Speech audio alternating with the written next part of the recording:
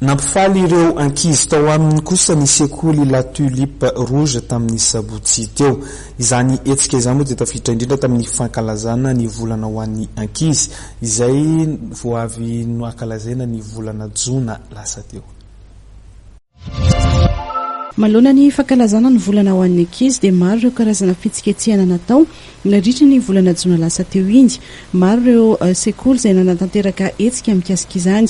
Ny fianarana Tulipe Rouge etsy Ivanitra dia nampifaly ireo ankizy mpianatra tamin'ny sabotsy lasa teo. Tetsy amin'ny kianja maitso Analamahitsy no nanatanterahany ity hetsika ity ka nandray anjara avokoa ireo mpianatra rehetra tao amin'ny sekoly hatramin'ireo mpampianatra sy mpanabe.